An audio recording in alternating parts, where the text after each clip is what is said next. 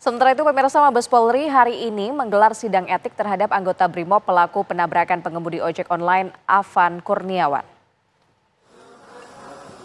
Dari ketujuh anggota Brimob yang berada di dalam kendaraan taktis yang menabrak Afan, yang pertama menjalani sidang etik adalah Kompol Kosmas Kagae.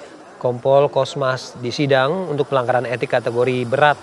Kompolnas memastikan akan memantau sidang etik dari awal hingga akhir. Komisioner Kompolnas Muhammad Khoirul Anam berharap Kompol Kagae dapat hukuman yang setimpal, yaitu pemberhentian tidak dengan hormat.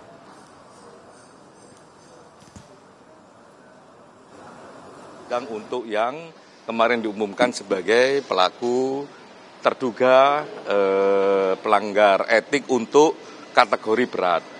Jadi dua orang itu disidang duluan. Nah, semoga harapannya memang seperti harapan gelar kemarin dan harapan keluarga, adanya hukuman yang tegas. Kompolnas sendiri yang memang mendorong adanya PTDH. Karena ini penting bagi kita semua untuk dalam berbagai konteks memang harus menahan diri. Ya, menahan diri itu menghadapi situasi unjuk rasa dan sebagainya. Pendekatan menahan diri itu jadi sangat penting. Namun demikian kami juga berharap kepada publik untuk juga menahan diri. Gunakan hak Anda berekspresi dengan cara-cara yang damai. Itu tidak boleh dengan tindakan yang anarkis. Jadi satu pihak kepolisian memang harus menahan diri, proporsional, humanis. Di sisi yang lain masyarakat harus tidak anarki, tidak merusak dan sebagainya. Nah, harapannya itu sidang hari ini, kemungkinan juga besok kelanjutannya dengan 5 yang lain. Berarti hari ini Kompolnas menyaksikan langsung bagaimana jalannya sidang atau seperti apa nanti akan? Kami akan menyaksikan langsung dari awal sampai akhir. Kita menuju Mabes Polri, ada Zinedine Duhan di sana. Selamat siang Duhan. Duhan, bagaimana jalannya sidang etik hingga siang ini? Ya, Fardi dan juga pemirsa, saat ini sidang etik terhadap 1 dari 7 anggota kepolisian yang menjadi pelaku penabrakan Afan Kurniawan, ini ojek online yang meninggal dunia pada saat aksi massa beberapa hari yang lalu, yang mana hingga saat ini proses sidang etik masih terus dilakukan.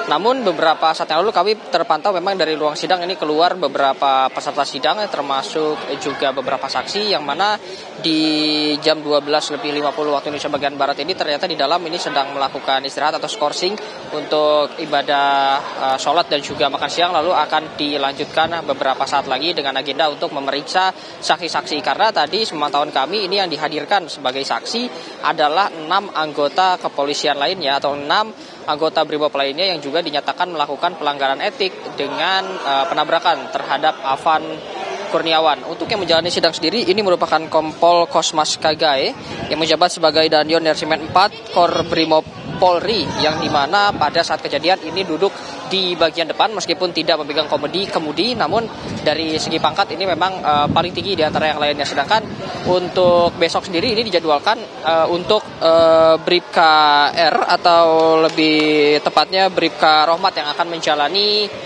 proses sidang etik, yang mana di 2 hari ini dijadwalkan untuk sidang etik sendiri dilakukan untuk 2 orang yang diduga atau kemarin sudah dinyatakan dalam gelar perkara ini terbukti melakukan pelanggaran etik dengan pelanggaran etik besar seperti itu, sehingga juga memang resikonya adalah pemberhentian tidak dengan hormat atau PTDH. Adapun juga beberapa hal yang mengacu mengapa akhirnya kedua orang ini dan juga 5 orang lainnya dinyatakan harus melaksanakan sidang etik adalah karena sudah melanggar pasal 13 Undang-Undang Nomor 2 Tahun 2002 tentang Kepolisian Negara Republik Indonesia, yang mengatur ini Kepolisian Negara Republik Indonesia harus memelihara keamanan, ketertiban masyarakat, menegakkan hukum, dan memberikan perlindungan, pengayoman, dan pelayanan kepada masyarakat. Itu salah satu pasal yang juga dilanggar dalam sidang etik itu. Selain itu juga tentunya ada barang bukti dan juga alat bukti yang juga mendukung